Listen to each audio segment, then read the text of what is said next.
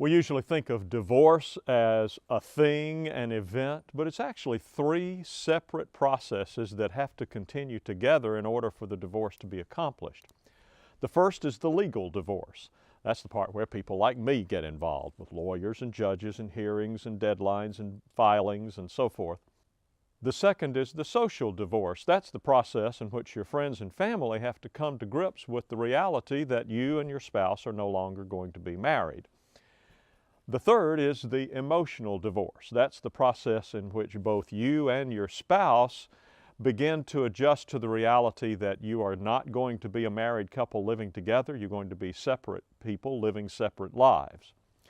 Now, in order for this to make sense, let's plot it out. Let's begin with a block that takes us with passage of time from the left to the right. Let's draw a big line right down the middle, and we're going to call that the separation date. That's the most significant date on which you and your spouse are moving out. One of you is moving out and the other is going to be staying in the marital home typically, but the fact is you are going to be no longer living together. The legal divorce begins sometime before the separation date, continues through it, and typically ends sometime after the separation date. The social divorce begins very soon before the separation date because that's typically when the leaver begins to confide in his or her friends that the divorce is going to be happening. And it has this long tail. And the reason it has the long tail is that you and your spouse have friends that you talk to occasionally, maybe people on your Christmas card list or whatever, and they may not know that your divorce is effective for 3, 4, or 5 years after it happens.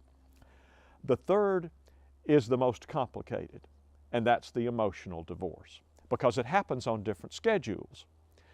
Let's start with, for example, with the leaver.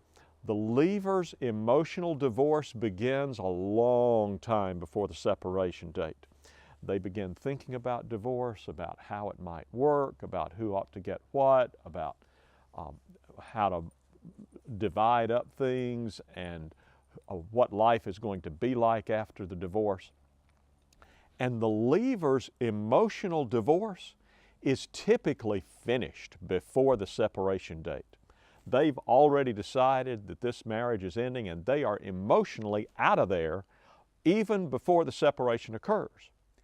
Now contrast that with the left's emotional divorce. It typically doesn't begin until after the separation date because at separation, the left is typically hoping this is temporary and they're going to get back together soon. And then watch what happens with the legal divorce and the effect it has on the left's emotional divorce. You see what happens? It gets squished, compressed. The left has to finish his or her emotional divorce so fast. And that's the process that's most trying, that's most painful. That's when you typically see bizarre behavior on the part of one of the spouses, because it's this process of adjusting to that reality, and you have to do it so fast. So, is there anything you can do to help with that? Yes, I think there is. You can slow down the legal divorce.